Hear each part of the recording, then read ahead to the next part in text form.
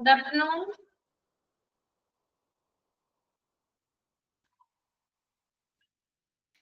Good afternoon, ma'am.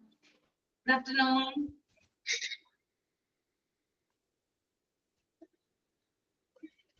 Good afternoon, ma'am. Good afternoon. എല്ലാവരും food കഴിച്ചോ? കഴിച്ചു. കഴിച്ചു, ma'am.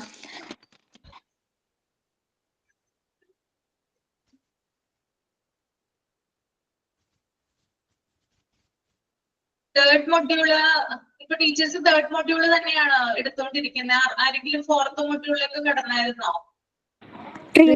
ഫോർത്ത് മൊഡ്യൂൾ എടുത്തു തുടങ്ങി. ഫോർത്ത് മൊഡ്യൂൾ എങ്ങനെയുണ്ട്? തേർഡ് മൊഡ്യൂളും ഫോർത്ത് മൊഡ്യൂളും ഫോർത്ത് മൊഡ്യൂൾ തുടങ്ങിയിട്ടുള്ളൂ മിസ്സേ. കഴിഞ്ഞ ക്ലാസ്സിലാണ് സ്റ്റാർട്ട് ചെയ്തത്. അപ്പം ഫസ്റ്റ് രണ്ട് പാടായിട്ട് തോന്നണം. കുറച്ച് ഡിഫിക്കൽട്ട് ആണ് അല്ലെ പഠിക്കാനായിട്ട്? അതെ അതെ. ചാപ്റ്ററിന് ലെങ്തും കൂടുതലാണ് അല്ലേ? പ്രോപ്പറായിട്ട് റിവിഷൻ നടത്തിയാൽ മതി കേട്ടോ. വേറെ അധികം പ്രശ്നമൊന്നുമില്ല. അധികം ടഫ് ആയിട്ടുള്ള കാര്യങ്ങളൊന്നും ഉണ്ടാവില്ല. Okay miss. മോക്ക് ടെസ്റ്റ് ഒക്കെ ചെയ്യാട്ടോ കൃത്യമായിട്ട്.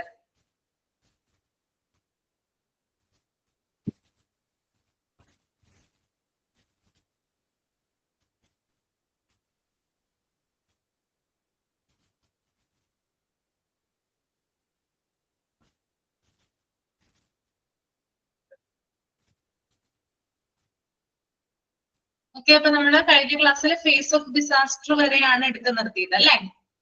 എല്ലാവരും വായിച്ചല്ലോ? വായിച്ചെന്ന് വിശ്വസിക്കുന്നു.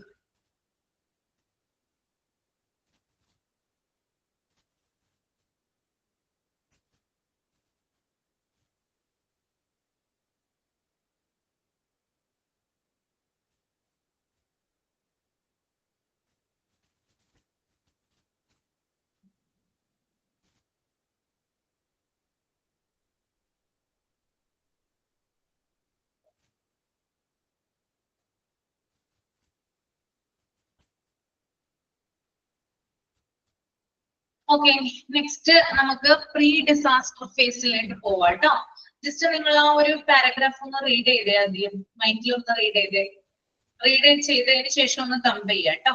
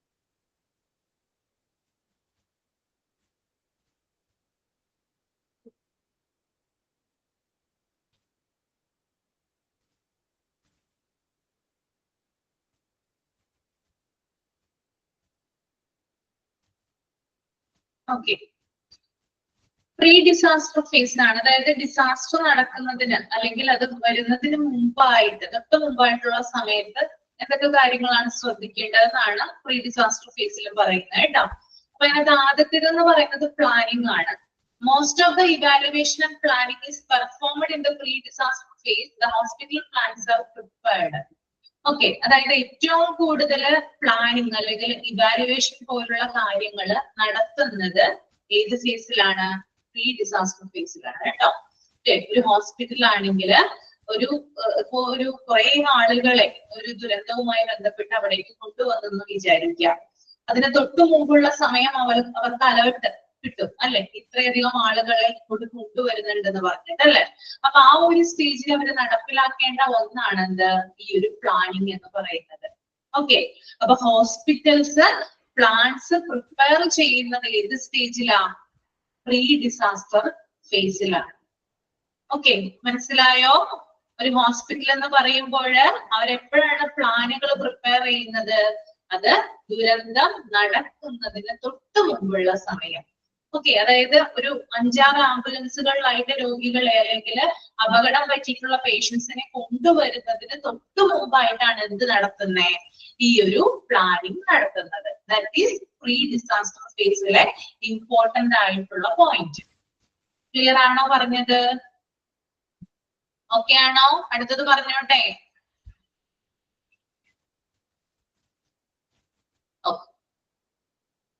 ദെൻ അതിന്റെ നെക്സ്റ്റ് സ്റ്റേജ് എന്ന് പറയുന്നത്, ആദ്യത്തേത് പ്ലാനിങ് നടത്തണം പ്രീ ഡിസാസ്റ്റർ ഫേസിൽ. രണ്ടാമത്തേത് എന്ന് പറയുന്നത് preparation of written disaster manual.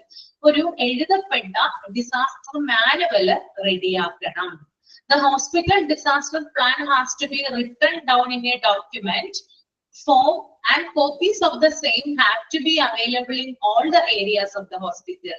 അപ്പോ ഡിസാസ്റ്റർ പ്ലാൻ പ്രിപ്പയർ ചെയ്യണമെന്ന് പറഞ്ഞു. അതിനോടനുബന്ധിച്ച് ഒരു ഡിസാസ്റ്റർ മാനുവൽ, ഒരു എഴുതപ്പെട്ട ഒരു രേഖ തയ്യാറാക്കിയിരിക്കണം.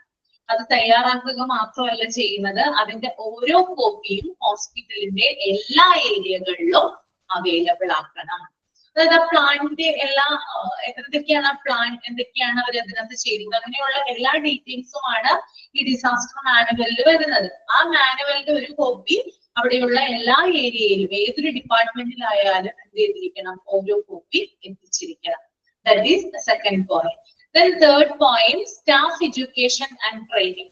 It is very necessary for the staff to know about and get trained in using the hospital disaster emergency manual. Regular staff training by apt drills should be performed in the phase. Once the disaster plan gets ready, the next stage could be the education and training for the staff of the hospital about the plan and specific roles of each staff member in the event of a disaster. Most of the existing categories of health staff are needed to play a major role in the disaster management. All of them require to be ready for the necessary managerial and technical skills for the effective and systematic management of the disasters. A hypothetical disaster drill is used to perfect a hospital response to a particular emergency situation.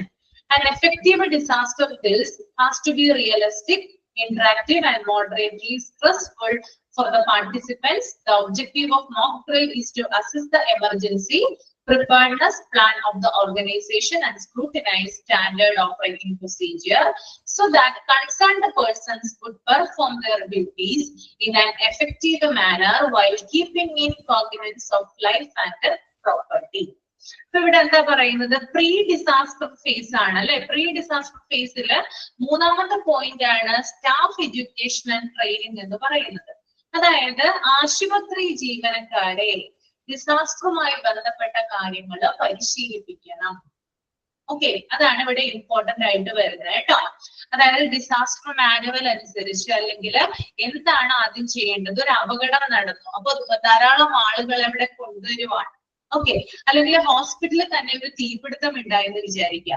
അതിന് മുമ്പായിട്ട് അതായത് ആ ഒരു കാര്യം ചെയ്യുന്നതിന് മുമ്പ്, അത് വരുന്നതിന് മുമ്പായിട്ട് അവർക്ക് അലാം കിട്ടും അല്ലെ, വ്യക്തമായിട്ട് സൂചനകൾ കിട്ടും.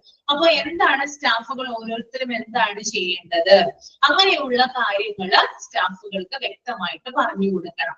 അവരെ പ്രോപ്പർ ആയിട്ട് ട്രെയിൻ ചെയ്തിരിക്കണം. അത് പ്രീ ഡിസാസ്റ്റർ സ്റ്റേജിലാണ്. അപ്പൊ ഇതിന്റെ ഭാഗമായിട്ട് മോക്ക് ഡ്രില്ലുകൾ നടത്തണം. എന്താണ് മോക്ക് ഡ്രില്ലുകള്?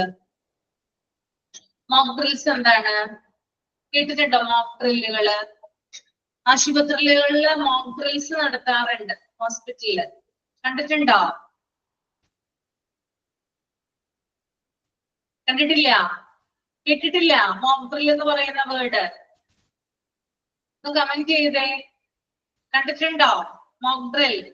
ഇല്ല. മോക്ക് ഡ്രിൽ എന്ന് പറഞ്ഞാല് അതായത് ഒരു ദുരന്തം വരുന്നതിന് മുമ്പ്, അല്ലെങ്കിൽ ഇപ്പോ കേട്ടിട്ടുണ്ട് അല്ലെ, ഇപ്പൊ ഒരു ഫയർ ഉണ്ടായെന്ന് വിചാരിക്കുക. അത് ശരിക്കും നടന്നിട്ടില്ല, ഒന്ന് ഇമാജിൻ ചെയ്യുക. അപ്പൊ ആ യഥാർത്ഥ സംഭവത്തെ അത് വരുമ്പോൾ എങ്ങനെയാണ് നമ്മൾ എന്ത് ചെയ്യുക, ഫേസ് ചെയ്യുക എന്ന് അവിടെയുള്ള സ്റ്റാഫിനെ ട്രെയിൻ ചെയ്തെടുക്കുന്നതാണ് എന്ത്, മോക്ക് ഡ്രിൽ എന്ന് പറയുന്നത്. ഒരു യഥാർത്ഥ സംഭവം എന്താണ് അവിടെ ഒരു ഡെമോ പോലെ ചിത്രീകരിച്ച് കാണിക്കുന്നു. അല്ലെങ്കിൽ ഒരു തീപിടുത്തം ഉണ്ടായി, അല്ലെങ്കിൽ ഏതെങ്കിലും ഒരു മെഡിക്കൽ ഗ്യാസ് ലീക്ക് ഉണ്ടായി ഹോസ്പിറ്റലിൽ എന്ന് വിചാരിക്കുക. അപ്പൊ അത് വരുന്നതിന് അല്ലെങ്കിൽ അതിനോടനുബന്ധിച്ച് എന്തൊക്കെ കാര്യങ്ങളാണ് ആ സ്റ്റാഫുകൾ ചെയ്യേണ്ടതെന്ന് എന്ത് ചെയ്ത് കൊടുക്കുന്നു, ട്രെയിൻ ചെയ്ത് അവർക്ക് കാണിച്ചു കൊടുക്കുന്നതിനെയാണ് മോക്ക് ഡ്രിൽ എന്ന് പറയുന്നത്. ഓക്കെ, ഇപ്പൊ നമുക്കറിയാല്ലേ, ഇപ്പൊ മെഡിക്കൽ രംഗത്ത് പ്രവർത്തിക്കുന്നവരിൽ പോലീസ് പോലുള്ള ആളുകളൊക്കെ കാണിക്കാറുണ്ട് അല്ലെ. അതായത് ഒരു തീപിടുത്തം ഉണ്ടായാലും എന്തൊക്കെയാണ് നമ്മള് ഗ്യാസ് പൊട്ടിത്തെറിയുമായി ബന്ധപ്പെട്ടിട്ട് അങ്ങനെ ഒരു കാര്യം ഉണ്ടായാല് എന്തൊക്കെ കാര്യങ്ങളാണ് ചെയ്യേണ്ടത്, അത് അവര് മോക്ക് ഡ്രിൽ നടത്താറുണ്ട്. അതുപോലെ തന്നെ ഈ ഒരു ഹാർട്ട് അറ്റാക്ക് വരുന്ന പേഷ്യൻസിന് എന്താണ്, അത് വരുമ്പോൾ എന്തൊക്കെ നടപടികളാണ് നമ്മൾ ചെയ്യേണ്ടത്, പെട്ടെന്ന് തന്നെ നമ്മൾ എന്ത് കൊടുക്കാറുണ്ട്, അതിന് വേണ്ടിയിട്ടുള്ള പ്രവർത്തനങ്ങൾ നടത്താറുണ്ട് അല്ലെ, CPR പോലുള്ള കാര്യങ്ങളൊക്കെ കൊടുക്കാറുണ്ട്. അപ്പൊ അതെന്ത് ചെയ്യും, ഡെമോ പോലെ ചിത്രീകരിച്ച് കാണിക്കും. അപ്പോ ആ ഒരു യഥാർത്ഥ സംഭവം അവിടെ എന്താണ് റിയൽ ആയിട്ട്, അല്ലെങ്കിൽ ആ ഒരു റിയൽ ആയിട്ടുള്ള സംഭവത്തെ ഒന്ന് നേരത്തെ തന്നെ മുൻകൂട്ടി ചിത്രീകരിച്ച് അല്ലെങ്കിൽ അത് കാണിക്കുന്നതിനെയാണ് മോക്ക് ഡ്രിൽ എന്ന് പറയുന്നത്. ഓക്കെ, ക്ലിയർ ആണോ മോക്ക് ഡ്രിൽ? ഓക്കെ. പിന്നെ അതുപോലെ തന്നെ ഈ ഓരോ ജീവനക്കാരും, അതായത് ഹോസ്പിറ്റലിൽ വരുന്ന ഓരോ ജീവനക്കാരും ഈ ഡിസാസ്റ്റർ വരുന്ന സമയത്ത് അവർക്ക് ഓരോരോ റെസ്പോൺസിബിലിറ്റീസ് കൊടുക്കും. അപ്പൊ ആ റെസ്പോൺസിബിലിറ്റീസ് കൃത്യമായിട്ട് അവർ ചെയ്യാനായിട്ട് റെഡി ആകണം. ഓക്കെ, അപ്പൊ ഇത്രയും കാര്യങ്ങളാണ് ഈ ഒരു സ്റ്റാഫ് എഡ്യൂക്കേഷൻ ട്രെയിനിങ്ങിൽ വരുന്നത്. പിന്നെ അതുപോലെ തന്നെ മോക്ക് ഡ്രില്ലിനെ കുറിച്ച് പറയുന്നുണ്ട്. മോക്ക് ഡ്രിൽ എന്ന് പറഞ്ഞാല് എന്താ പറയാ, അത് ഏറ്റവും നല്ലൊരു കാര്യമാണ്. കാരണം ആളുകൾക്ക് ഇപ്പൊ പെട്ടെന്ന് ഒരു ദുരന്തം ഉണ്ടായി,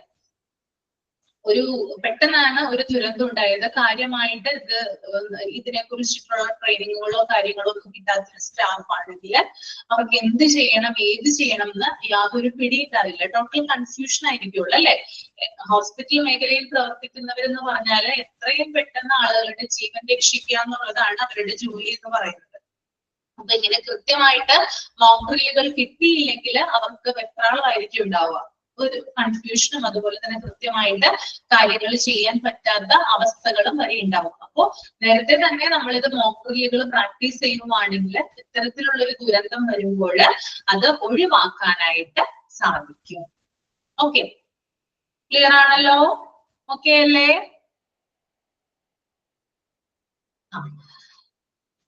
അപ്പൊ പ്രീ ഡിസാസ്റ്റർ ഫേസിന്റെ 3 ഘട്ടങ്ങളാണ്. പ്ലാനിങ് ഉണ്ട് ഒന്ന്, അതുപോലെ preparation of written disaster manual, then staff education and training. ഇത്രയുമാണ് അതിനകത്ത് പോയിന്റ് വരുന്നത് കേട്ടോ. ഇനി അടുത്തത് training for preparedness should include. അതായത് ഈ ഒരു ട്രെയിനിങ്ങുമായി ബന്ധപ്പെട്ടിട്ട് എന്തൊക്കെ കാര്യങ്ങളാണ് നമ്മൾ ശ്രദ്ധിക്കേണ്ടത്, അല്ലെങ്കിൽ നമ്മുടെ മുൻകരുതലുകൾ എടുക്കേണ്ട കാര്യങ്ങൾ എന്തൊക്കെയാണെന്നാണ് പറയുന്നത് കേട്ടോ. അതിനകത്ത് ഒന്നെന്ന് പറയുന്നത് effective personal protection from falling debris ആണ്. അതായത് പേഴ്സണൽ പ്രൊട്ടക്ഷൻ, സ്വയം സംരക്ഷണം. ഇപ്പൊ ഒരു ഡിസാസ്റ്റർ വരുന്ന സമയത്ത് ആളുകളെ നമ്മൾ രക്ഷിക്കുന്നു എന്ന് വിചാരിക്കുക. ആ സമയത്ത് നമ്മുടെ പ്രൊട്ടക്ഷനും കൂടി അവിടെ നോക്കണം. സ്റ്റാഫുകളുടെ പ്രൊട്ടക്ഷനും കൂടി എന്ത് ചെയ്യണം, അവിടെ നോക്കേണ്ടതുണ്ട്. That is effective personal protection. നമ്മൾക്ക് ജീവൻ ഉണ്ടായാൽ മാത്രമാണ് മറ്റുള്ളവരുടെ ജീവൻ നമുക്ക് രക്ഷിക്കാനായിട്ട് സാധിക്കുക, അല്ലെ? ഓക്കെ, അപ്പൊ നമ്മുടെ സംരക്ഷണം കൂടി ഇത്തരത്തിലുള്ള സന്ദർഭങ്ങളിൽ നോക്കണം. ഓക്കെ, അപ്പൊ ചിലപ്പോ എന്താ പറയാ, നമ്മൾ ഇങ്ങനെയുള്ള കാര്യങ്ങളൊക്കെ ചെയ്യുന്ന സമയത്ത് ചിലപ്പോ നമ്മൾ വീണ് പോകാനോ അല്ലെങ്കിൽ അപകടകരമായിട്ടുള്ള സാഹചര്യങ്ങളിൽ നമ്മൾക്ക് ഉണ്ടാകാനുള്ള സാധ്യത കൂടുതലാണ്. അപ്പൊ ആ ഒരു പേഴ്സണൽ പ്രൊട്ടക്ഷൻ കൂടി നമ്മൾ നോക്കേണ്ടതുണ്ട്. That is first point. Then second point, prompt rescue of the wounded. അതുപോലെ തന്നെ പരിക്കേറ്റ ആളുകളെ ഉടനെ രക്ഷപ്പെടുത്തുക. ഓക്കെ, ഇപ്പം ഒരു മാസ് കാഷ്വാലിറ്റി നടക്കുന്ന സമയത്ത് ധാരാളം ആളുകളെ കൊണ്ടുവന്നു വിചാരിക്കുക. അതിനകത്ത് പരിക്കേറ്റിട്ടുള്ള അല്ലെങ്കിൽ ഗുരുതരമായിട്ടുള്ള ആളുകളെ എത്രയും പെട്ടെന്ന് രക്ഷിക്കുക. That is prompt rescue of the wounded. Okay, then മൂന്നാമത്തെ point, triage of the wounded. അതായത് മുൻഗണന നൽകുക. നമ്മൾ ആക്സിഡന്റ് ആൻഡ് എമർജൻസി ഡിപ്പാർട്ട്മെന്റിൽ പഠിച്ചിട്ടുണ്ട് അല്ലെ, ട്രയേജ്. എന്താണ് ട്രയേജ്? ഒന്ന് ഓർത്തു നോക്കിയേ, ഒന്ന് കമന്റ് ചെയ്തേ. What is mean by triage? എന്താണ് ട്രയേജ്? ട്രയേജ് എന്താണ്? എന്തിനാണ് നടപ്പിലാക്കുന്നത്? സോർട്ട് ചെയ്യുന്നതാണ് അല്ലെ. അതായത് ഏറ്റവും ആദ്യം പരിചരണം വേണ്ടവരെ ആദ്യം ചികിത്സിക്കുന്നു, അതിനുശേഷം വേണ്ടവരെ രണ്ടാമത്, അങ്ങനെ മൂന്നാമത്, അങ്ങനെ പേഷ്യന്റ് മുൻഗണനാ ക്രമത്തില് സോർട്ട് ചെയ്യുന്നതിനെയാണ് നമ്മൾ ട്രയേജ് എന്ന് പറയുന്നത്. അപ്പൊ ഇവിടെയും ഇത് തന്നെയാണ്. ആശുപത്രിയിൽ പരിക്കേറ്റു വരുന്ന വ്യക്തികൾക്ക് അവർക്ക് ഏറ്റവും കൂടുതൽ ഏറ്റവും പെട്ടെന്ന് ആർക്കാണോ മെഡിക്കൽ കെയർ കൊടുക്കേണ്ടത് അവർക്ക് ആദ്യം കൊടുക്കുക, അതിനുശേഷം രണ്ടാമത് കൊടുക്കുക. അപ്പൊ ആ ഒരു കാര്യം ഇവിടെ ശ്രദ്ധിക്കേണ്ടതുണ്ട്. നാലാമത്തെ point, resuscitation and first aid for injured victims. അതുപോലെ തന്നെ അടിസ്ഥാന ശുശ്രൂഷ അല്ലെങ്കിൽ ജീവൻ രക്ഷാ പ്രവർത്തനങ്ങൾ നൽകുക എന്നുള്ളതാണ്. അതായത് എത്രയും പെട്ടെന്ന് റെസിറ്റേഷൻ, പുനരുജ്ജീവിപ്പിക്കുക വരെ. ഓക്കെ, ഇപ്പൊ മരിക്കാറാകുന്ന ആളാണെങ്കിൽ അദ്ദേഹത്തിന് അടിസ്ഥാനപരമായിട്ടുള്ള കാര്യങ്ങൾ CPR ഒക്കെ കൊടുത്തു കഴിഞ്ഞിട്ട് എത്രയും പെട്ടെന്ന് അദ്ദേഹത്തിന്റെ ജീവിതത്തിലേക്ക് കൊണ്ടുവരിക. പിന്നെ അതുപോലെ തന്നെ ഇഞ്ചേർഡ് ആയിട്ടുള്ള പരിക്കേറ്റിട്ടുള്ള വ്യക്തികളാണെങ്കിൽ ഫസ്റ്റ് എയ്ഡ് പോലെയുള്ള കാര്യങ്ങൾ പ്രൊവൈഡ് ചെയ്യുക. ഇതും ശ്രദ്ധിക്കേണ്ട കാര്യമാണ്. Okay, next one, pre-positioning of relief supplies, surgical equipment, essential medicines, blankets. അതുപോലെ തന്നെ റിലീഫ് സപ്ലൈസ് അതെന്ത് ചെയ്യുക, പ്രൊവൈഡ് ചെയ്യുക എന്നുള്ളതാണ്. റിലീഫ് സപ്ലൈസ് എന്ന് പറയുമ്പോൾ അതിനകത്ത് സർജിക്കൽ എക്വിപ്മെന്റുകൾ വരാം, അതുപോലെ എസെൻഷ്യൽ അത്യാവശ്യമായിട്ടുള്ള മരുന്നുകൾ വരാം, പിന്നെ കമ്പിളികള്, ബ്ലാങ്കറ്റുകൾ, ഇതൊക്കെ എന്ത് ചെയ്യാം, ഇതിനകത്ത് വരുന്നതാണ്. ഇതൊക്കെ രോഗികൾക്ക് കിട്ടേണ്ട അടിസ്ഥാന സൗകര്യങ്ങളാണ് കേട്ടോ, ഈ പറയുന്ന കാര്യങ്ങൾ റിലീഫ് സപ്ലൈസ് എന്ന് പറയുന്നത്. Next one, establishment of temporary water supplies. അതായത് കുടിവെള്ളത്തിനായി താൽക്കാലിക സംവിധാനം ഏർപ്പെടുത്തുക. ഓക്കെ, അതായത് ഇപ്പൊ ഞാൻ പറഞ്ഞു മാസ് കാഷ്വാലിറ്റി ഒക്കെ നടക്കുന്ന സമയത്ത് ധാരാളം ആളുകളാണ്, അതായത് നമ്മൾ പ്രതീക്ഷിക്കുന്നതിനേക്കാൾ കൂടുതൽ ആളുകളാണ് എവിടേക്ക് എത്തുന്നത്, ഹോസ്പിറ്റലിലേക്ക് എത്തുന്നത് അല്ലെ. ആ ഒരു സമയത്ത് എന്ന് പറഞ്ഞാൽ നല്ല രീതിയിൽ വെള്ളമൊക്കെ വേണ്ടി വരും, വാട്ടറൊക്കെ നല്ല രീതിയിൽ വേണ്ടി വരുന്ന ഒരു സമയമാണ്. അപ്പൊ അതിനു വേണ്ടിയിട്ടുള്ള ഒരു താൽക്കാലിക സംവിധാനം ഏർപ്പെടുത്തുക. Then last one, allocation of responsibilities for different relief activities. ഓരോ ടീമിനും പ്രത്യേക ചുമതലകൾ നൽകണം എന്നുള്ളതാണ് കേട്ടോ. അതായത് അവിടെയുള്ള ഓരോ സ്റ്റാഫിനും പ്രത്യേകമായിട്ടുള്ള ചുമതലകൾ കൊടുത്തിരിക്കും. ഓക്കെ, ഇത്രയും കാര്യങ്ങളാണ് ഇതിനകത്ത് വരുന്നത്. ക്ലിയർ ആയില്ലേ? ഓക്കെ അല്ലേ?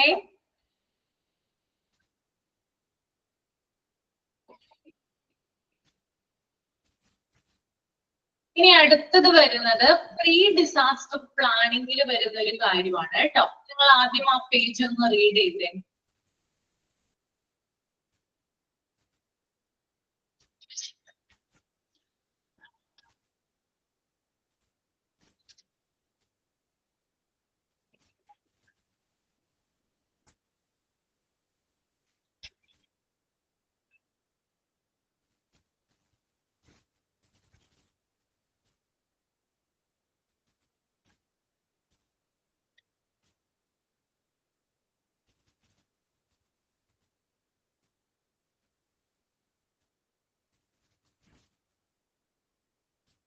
എന്താണ് കമന്റ് ചെയ്തത്? പ്ലാനിങ് ഒരു പോയിന്റ് ഉള്ളൂന്നോ? മനസ്സിലായില്ല കേട്ടോ.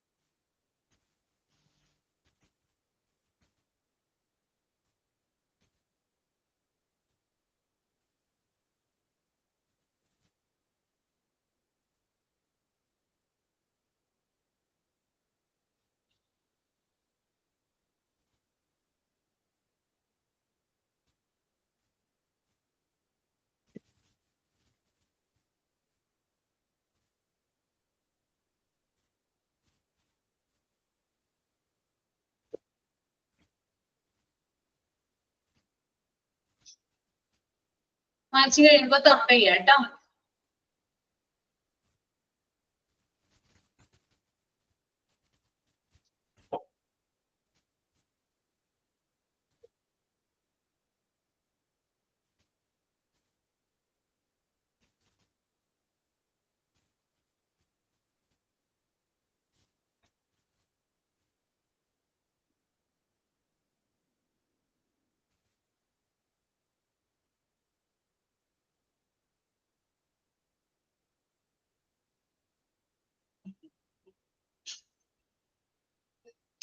ഓക്കെ, നോക്കിയേ നിങ്ങള് പ്രീ ഡിസാസ്റ്റർ പ്ലാനിങ് ആണ്. പ്രീ ഡിസാസ്റ്റർ പ്ലാനിങ്ങിൽ വരുന്ന മറ്റൊരു പോയിന്റ് ആണ് എന്ത്? Formation of hospital disaster management committee.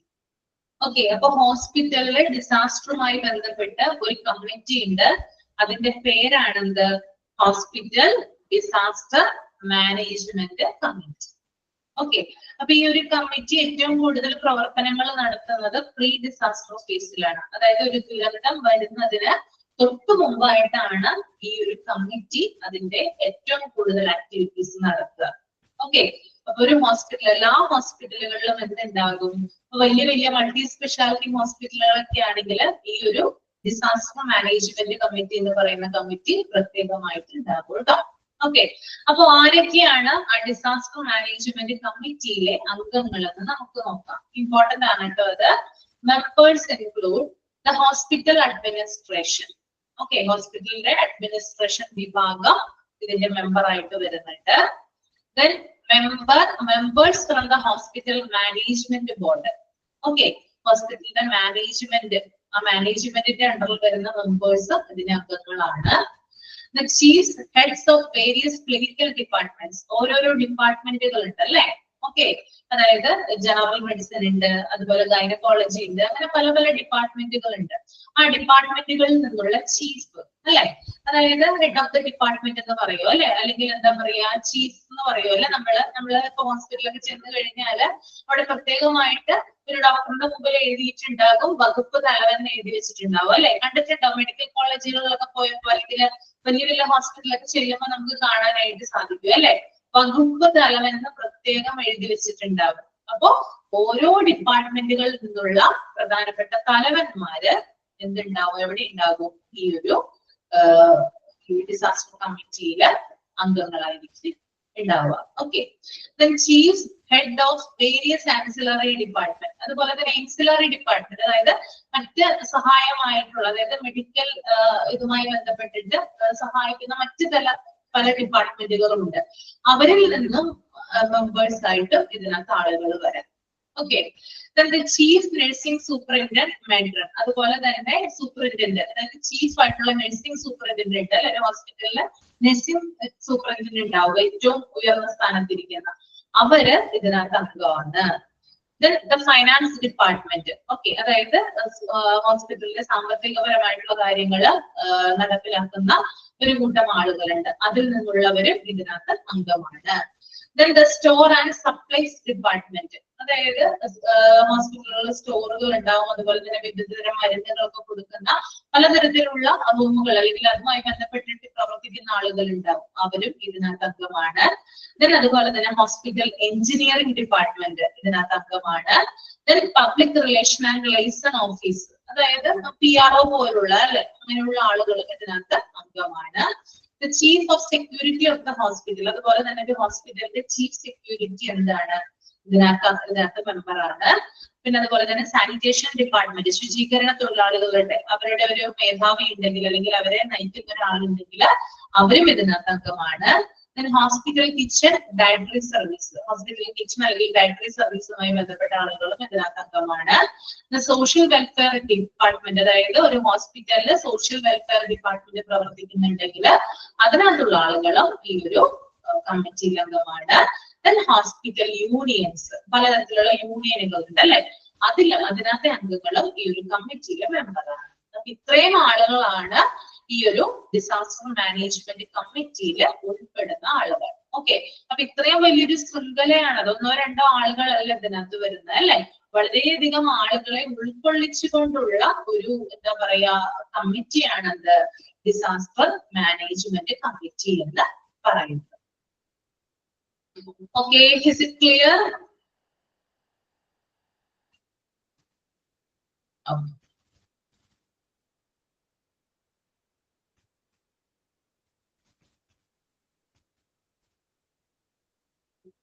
ഇനി അടുത്തത് നമുക്ക് നോക്കാം. Initiation of central command structure, incident command system. The incident command system ICS is standardized approach to the command, control and coordination of emergency response, providing a common hierarchy within which responders from multiple agencies can be effective.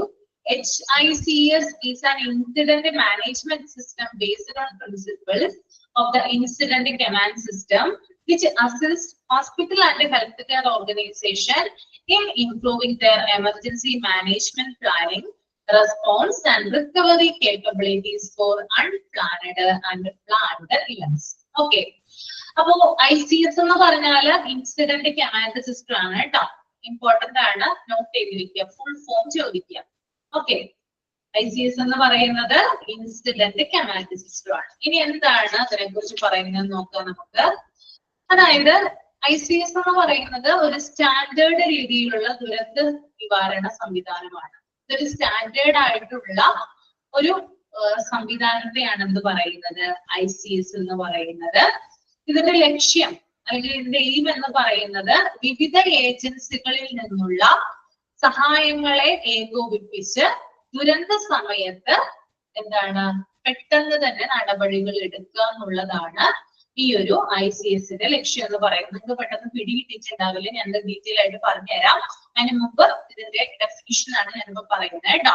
അപ്പൊ ഇതിന്റെ ലക്ഷ്യം എന്ന് പറയുന്നത് വിവിധ ഏജൻസികളിൽ നിന്നുള്ള സഹായങ്ങളെ ഏകോപിപ്പിച്ച് ദുരന്ത സമയത്ത് ഏകോപിതമായിട്ട് response ചെയ്യുക അല്ലെങ്കിൽ ആവശ്യമായിട്ടുള്ള നടപടികൾ എടുക്കുക എന്നുള്ളതാണ് ഇതിന്റെ പ്രധാനപ്പെട്ട ലക്ഷ്യം എന്ന് പറയുന്നത്.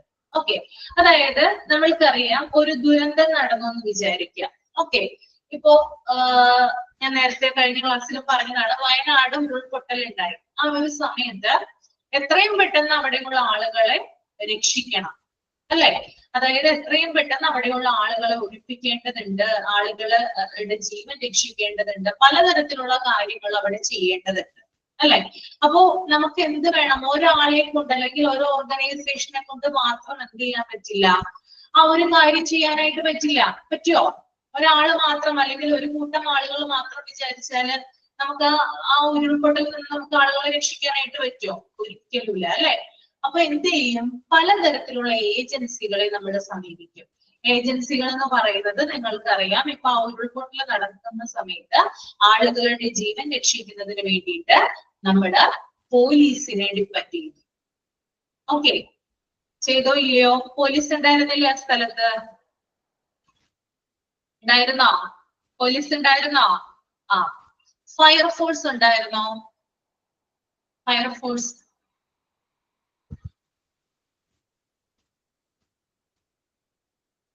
NDA അതായത് നാഷണൽ ഡിസാസ്റ്റർ ഏജൻസി, അതുണ്ടായിരുന്നോ? ദുരന്ത നിവാരണത്തിന്റെ ആളുകൾ ഉണ്ടായിരുന്നില്ലേ? ഉണ്ടായിരുന്നു. ഓക്കെ, ആർമി ഉണ്ടായിരുന്നോ? ആർമി ഉണ്ടായിരുന്നു. അങ്ങനെ പലതരത്തിലുള്ള ആളുകളെയാണ് നമ്മൾ അവിടെ കണ്ടത് അല്ലെ. അപ്പൊ ഇതിനെയാണ് ഏജൻസികൾ എന്ന് പറയുന്നത്. അതായത് ഒരു ദുരന്തം നടക്കുന്ന സമയത്ത് നമുക്ക് ഒരാളുടെ സഹായം കൊണ്ട് മാത്രം നമുക്ക് അതിൽ നിന്ന് കരകയറാനായിട്ട് പറ്റിയെന്ന് വരില്ല. അപ്പൊ എന്ത് ചെയ്യും, പലതരത്തിലുള്ള ഏജൻസികളെ തമ്മില് കോർഡിനേറ്റ് ചെയ്തിട്ടാണ് ആ ഒരു ദുരന്തത്തിന്റെ നടപടികൾ നമ്മൾ എടുക്കുന്നത്, അല്ലെങ്കിൽ ആ ദുരന്തത്തിനെ കുറയ്ക്കുന്നതിന് വേണ്ടിയിട്ട് നമ്മൾ നടപടിക്രമങ്ങൾ ചെയ്യുന്നത്. ഇതിനെയാണ് ICS എന്ന് പറയുന്നത്. ഓക്കെ, ഇപ്പൊ നമ്മുടെ സ്റ്റേറ്റിൽ, നമ്മുടെ കേരളത്തിലാണ്, വയനാട് എന്ന് പറയുന്ന സ്ഥലത്താണ് ആ ഉരുൾപൊട്ടൽ ഉണ്ടായത് അല്ലെ. അപ്പൊ ആ ഉരുൾപൊട്ടൽ ഉണ്ടായിരിക്കുന്ന ആ ഒരു സമയത്ത് നമ്മൾ എന്ത് ചെയ്തു, ആർമിയെ വിളിച്ചു, അതുപോലെ ഫയർഫോഴ്സിനെ വിളിച്ചു, പോലീസിനെ വിളിച്ചു, അതുപോലെ തന്നെ ദുരന്ത നിവാരണ കമ്മിറ്റിയിൽ പ്രവർത്തിക്കുന്ന ആളുകളെയൊക്കെ വിളിച്ചു. അവർ തമ്മിലൊരു കോർഡിനേഷനിലൂടെയാണ് ഇത് നടപ്പിലാക്കിയത്, അവിടെ റെസ്ക്യൂ നടപ്പിലാക്കിയത്. ഇതിനെ നമുക്ക് ഇൻസിഡന്റ് കമാൻഡ് സിസ്റ്റം എന്നാണ് പറയുന്നത്. ഓക്കെ, ക്ലിയർ ആണോ പറഞ്ഞത്? ക്ലിയർ ആണോ? ഓക്കെ, ഇനി ഇതിന്റെ അണ്ടറിൽ വരുന്നതാണ് HICS എന്ന് പറയുന്നത്. HICS എന്ന് പറഞ്ഞാൽ എന്താണ്? Hospital incident command system.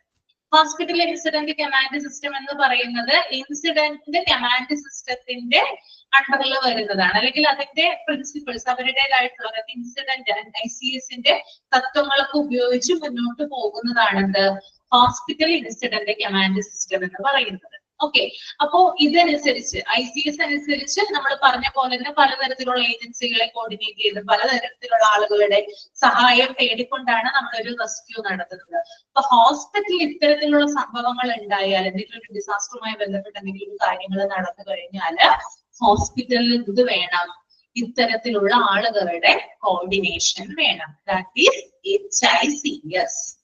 Okay, clear ആണോ?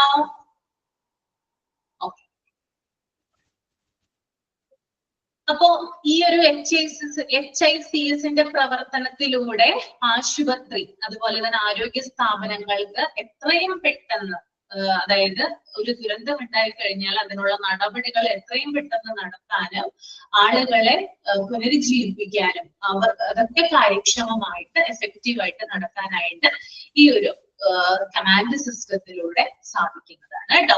അപ്പൊ ICS എന്ന് പറയുന്നത് ഇൻസിഡന്റ് കമാൻഡ് സിസ്റ്റം ആണ്, HICS എന്ന് പറയുന്നത് ഹോസ്പിറ്റൽ ഇൻസിഡന്റ് കമാൻഡ് സിസ്റ്റം ആണ്. ICSന്റെ അതേ പ്രിൻസിപ്പിൾസ് തന്നെയാണ് HICSഉം ഇവിടെ പിന്തുടരുന്നത്. HICS എന്ന് പറയുമ്പോൾ അത് ഹോസ്പിറ്റലിലാണ് നടക്കുക. ഓക്കെ, ICS എന്ന് പറയുമ്പോൾ പുറത്താണ് നടക്കുക. ഓക്കെ, ഇപ്പൊ പലതരത്തിലുള്ള, അതായത് ഫയർഫോഴ്സിന്റെ ആളുകൾ അതുപോലെ പോലീസിന്റെ ആളുകൾ ഇവരൊക്കെ തമ്മിൽ കോർഡിനേറ്റ് ചെയ്യും. ഇപ്പൊ ഫയർഫോഴ്സിന്റെ ഒരാളാണെങ്കിൽ ഒരു മൈക്കിൽ നമ്മൾ എപ്പോഴും കാണുന്നതാണ്, ദുരന്തം നടക്കുന്ന സമയത്തൊക്കെ മൈക്കുകളിലൊക്കെ വലിയൊരു മൈക്ക് ഉണ്ടാവും അല്ലെ, ആ മൈക്കിൽ ഇങ്ങനെ ധാരാളം കാര്യങ്ങൾ വിളിച്ചു പറയുന്നത് കേൾക്കാനായിട്ട് പറ്റില്ലേ? കണ്ടിട്ടുണ്ടോ നിങ്ങള്? ഒരു ഓറഞ്ച് കളറിലെ മൈക്ക് കണ്ടിട്ടുണ്ടോ? വലിയൊരു മൈക്ക് കണ്ടിട്ടില്ല? ആ, അവര് വിളിച്ചു പറയും, അതിനനുസരിച്ച് പോലീസ് അവിടെ നിന്ന് ആളുകളെ ഒഴിപ്പിക്കും, പിന്നെ ആർമിയുടെ സഹായം ഉണ്ടാവും, അങ്ങനെ പലതരത്തിലുള്ള കാര്യങ്ങൾ അവിടെ നടക്കുന്നുണ്ട്. ഓക്കെ, അപ്പൊ ഇതൊക്കെ ഇതിന്റെ അണ്ടറിലാണ് വരുന്നത്.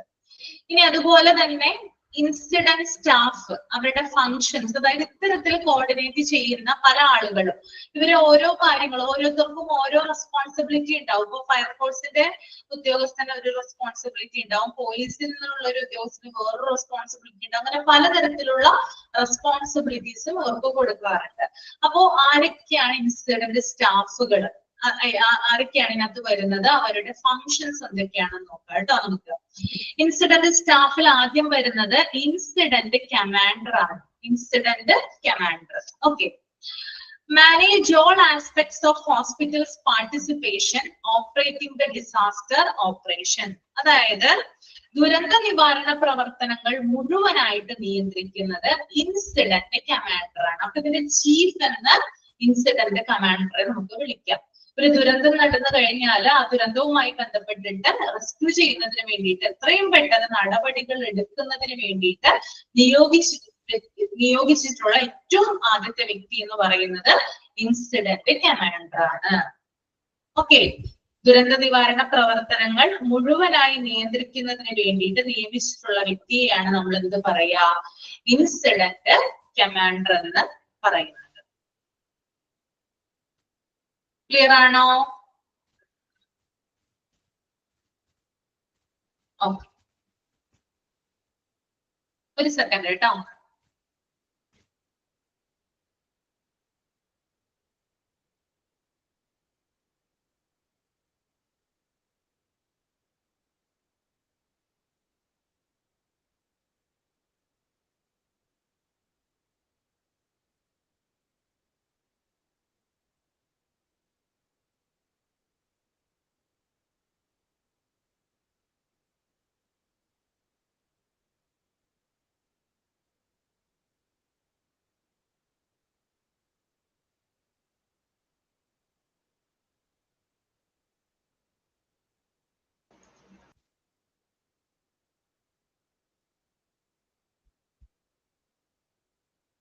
ഓക്കെ, അപ്പൊ ഇൻസിഡന്റ് കമാൻഡർ എന്ന് പറയുന്നത് ദുരന്ത നിവാരണ പ്രവർത്തനങ്ങൾ മുഴുവനായി നിയന്ത്രിക്കുന്ന വ്യക്തിയാണ്. അതുപോലെ തന്നെ ആശുപത്രിയുടെ എല്ലാ പ്രവർത്തനങ്ങളും ഏകോപിപ്പിക്കുന്നത് ഈ ഒരു വ്യക്തിയാണ്. അപ്പൊ ആശുപത്രിയിൽ ഒരു മാസ് കാഷ്വാലിറ്റി ഇൻസിഡന്റ് നടന്നു വിചാരിക്കാം.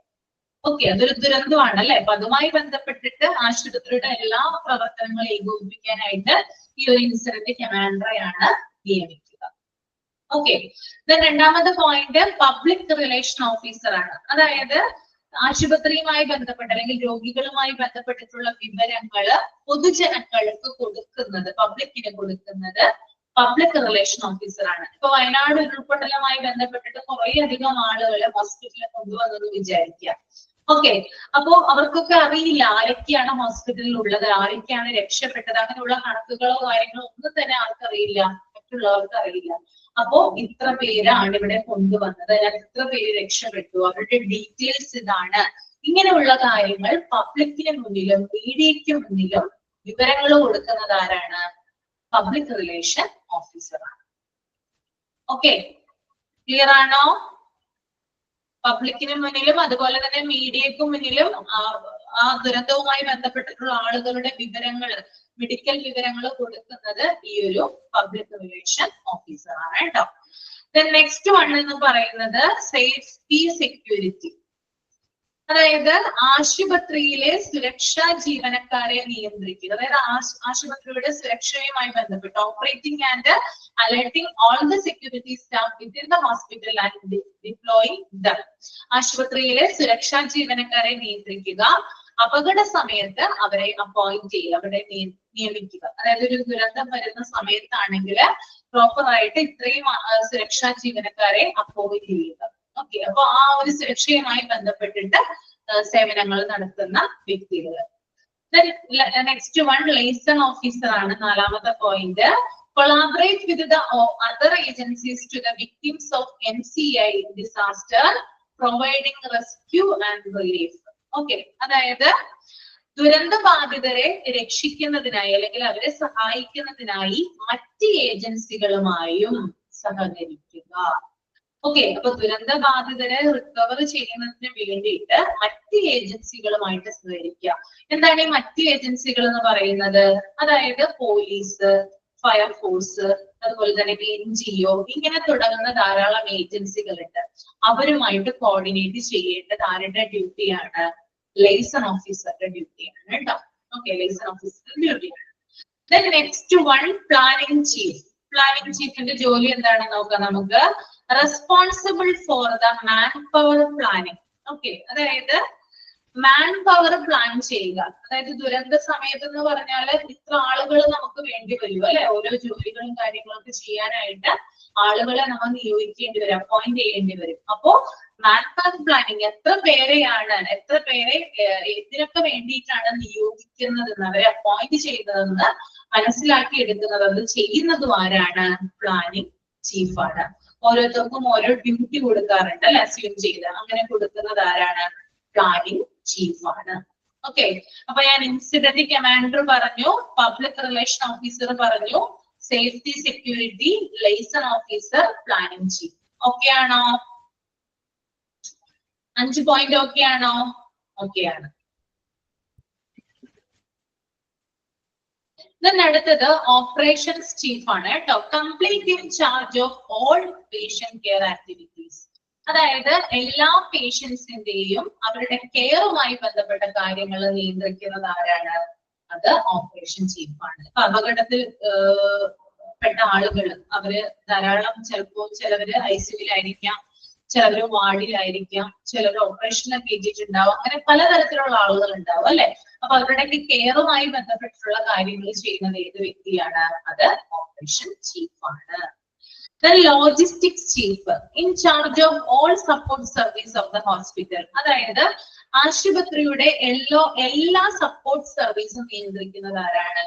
ലോജിസ്റ്റിക് ചീഫാണ്. അതായത് ആശുപത്രിക്ക് വേണ്ടിയിട്ടുള്ള സപ്പോർട്ടുകൾ പുറത്തുനിന്ന് കൊടുക്കുന്നുണ്ടാവാം. അപ്പൊ അതുമായി ബന്ധപ്പെട്ടിട്ടുള്ള കാര്യങ്ങളൊക്കെ നിയന്ത്രിക്കുന്നത് ലോജിസ്റ്റിക് ചീഫാണ്. ഓക്കെ. ഫിനാൻസ് ഓഫീസർ ആണ് കേട്ടോ.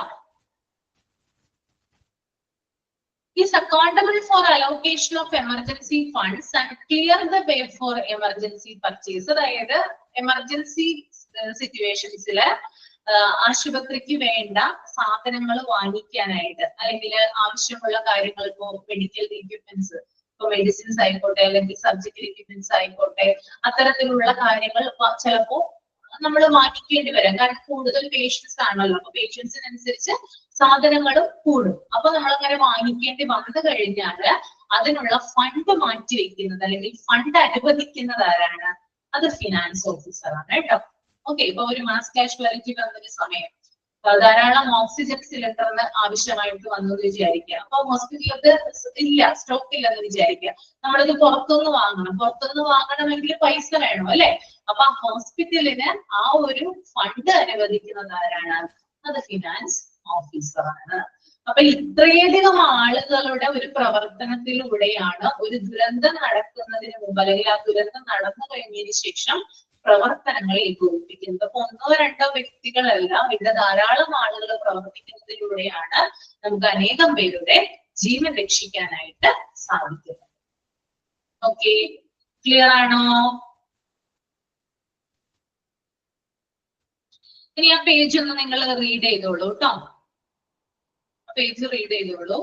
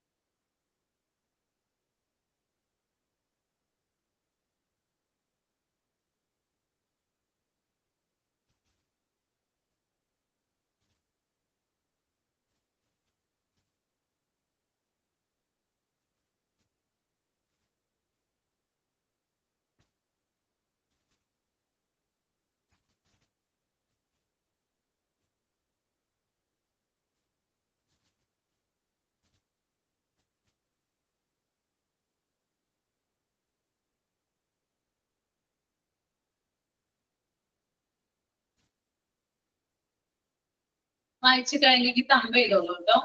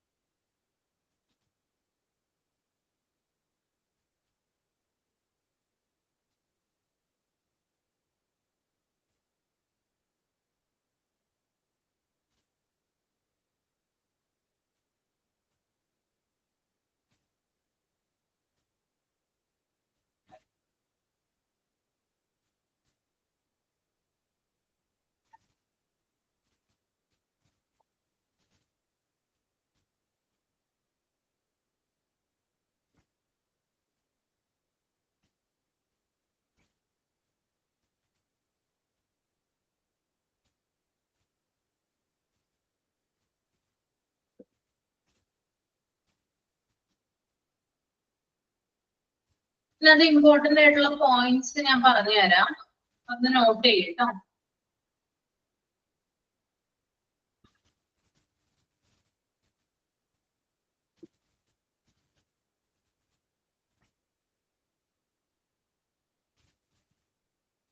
ആ ചാപ്റ്റർ 7 ഡിസാസ്റ്റർ മാനേജ്മെന്റ് തുടങ്ങുന്ന ആ ഒരു പാരഗ്രാഫില് disaster management can be defined as the organisation and management of resources and responsibilities for dealing with all humanitarian aspects of emergencies. അതൊന്ന് അണ്ടർലൈൻ ചെയ്ത് വെക്കുക കേട്ടോ. അണ്ടർലൈൻ ചെയ്ത് വെക്കുക.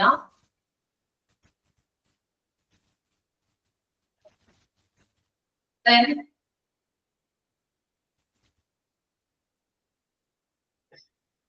external disaster important ആണ്, internal disaster important ആണ്. പിന്നെ മേജർ ഡിസാസ്റ്റേഴ്സ്, അതുപോലെ തന്നെ disaster paradigm, D for detection, I for incident command, ആ ഒരു 6 വരെയുള്ള കാര്യങ്ങൾ കേട്ടോ. അതൊന്ന് നോട്ട് ചെയ്ത് വെക്കുക. പിന്നെ ഫേസ് ഓഫ് ഡിസാസ്റ്ററില് pre disaster phase, disaster phase, post disaster phase 3ആയിട്ടാണ് ഡിവൈഡ് ചെയ്തിരിക്കുന്നത്. അതൊന്ന് നോട്ട് ചെയ്ത് വെക്കുക. പിന്നെ പ്രീ ഡിസാസ്റ്റർ ഫേസിലുള്ള കാര്യങ്ങള് പ്ലാനിങ് വരുന്നുണ്ട്, preparation of written disaster manual, staff education and training. അത് സബ് പോയിന്റുകൾ നോക്കണ്ട നിങ്ങള്. ആ ഹെഡിങ് ഉണ്ടല്ലോ, ഹെഡിങ് വരുന്ന പോയിന്റ്സുകൾ ഉണ്ടല്ലോ, അത് മാത്രം ഒന്ന് നോക്കി വെക്കുക.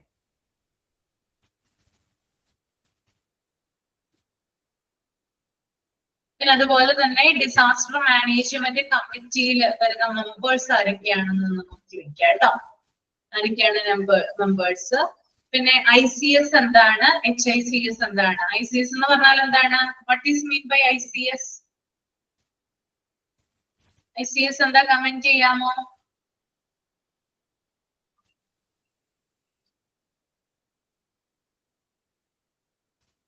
ഇൻസിഡന്റ് കമാൻഡ് സിസ്റ്റം അല്ലേ? ഓക്കെ. HICS എന്താ? HICS hospital incident command system. അത് രണ്ടും നോക്കി വെക്കുക. പിന്നെ അതുപോലെ തന്നെ ഇൻസിഡന്റ് സ്റ്റാഫിൽ ഓരോരുത്തരുടെയും ഫങ്ഷൻസ് കൊടുത്തിട്ടുണ്ട് അല്ലെ? Incident command, public relation officer, അതുപോലെ liaison officer, safety and security, planning chief. Liaison officer എന്ന് പറഞ്ഞാൽ കോൺടാക്ട് ഓഫീസർ ആണ്. അതായത് മറ്റുള്ളവരുമായിട്ട്, ഇപ്പൊ പോലീസുമായിട്ടും അതുപോലെ തന്നെ മറ്റ് പുറത്തുള്ള ആളുകളുമായിട്ട്, ഇപ്പോ ഫയർഫോഴ്സ്, പോലീസ്, അങ്ങനെ പലതരത്തിലുള്ള ആളുകളുമായിട്ട് കോൺടാക്ട് ചെയ്യുന്ന വ്യക്തിയാണ് ആര്? ലൈസൺ ഓഫീസർ എന്ന് പറയുന്നത് കേട്ടോ. ഓക്കെ.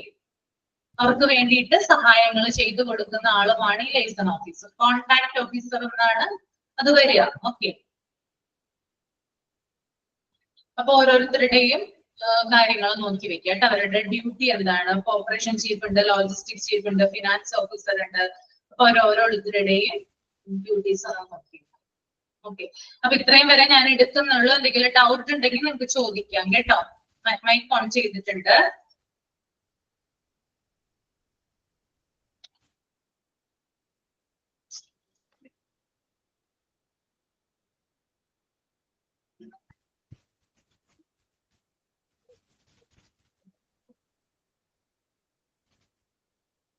എല്ലാവർക്കും ക്ലിയർ ആണോ? ഡൗട്ട് എന്തെങ്കിലും ഉണ്ടെങ്കിൽ ചോദിക്കാം കേട്ടോ. ഡൗട്ട് ആയിട്ട് ആരും തിരിച്ചു പോകണ്ട.